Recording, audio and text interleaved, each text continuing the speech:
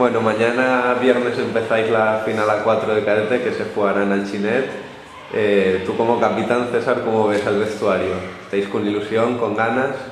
Hombre, claro, porque somos un equipo, ¿no? Y lo demostramos cada día. Y si no estuviéramos con ganas, tampoco se verá mañana en la pista, si estamos con ganas o no. ¿Os veis con opciones? ¿Conocéis a los rivales? ¿Ya habéis jugado contra ellos en temporada? ¿Os veis con opciones de estar entre los dos primeros y luchar por ir al Campeonato de España? Hombre, sí, pero será muy difícil porque tan solo hemos ganado uno, que se supone que es el más difícil, que eso también da puntos. Y los otros se pueden ganar, pero habrá que jugar bien. ¿Cuál crees que va a ser el rival más duro, Alex? El Alginet. Alginet. Sí.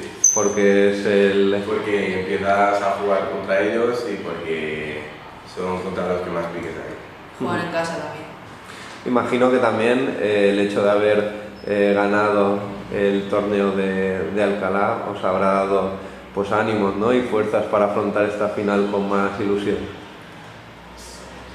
¿Cómo valoráis la participación en el torneo?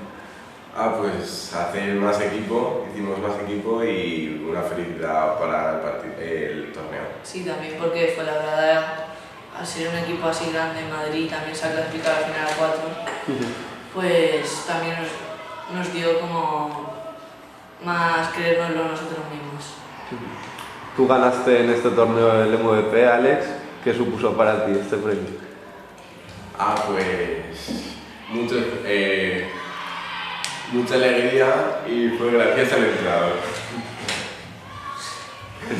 Bueno, ya por último, de cara a esta final A4, ¿alguna promesa si estáis entre los dos primeros? ¿Raparéis el pelo o algo parecido? Si vamos al campeonato de España, yo te rapo el pelo a César. Ya. Me vuelvo a hacer el pelo de antes.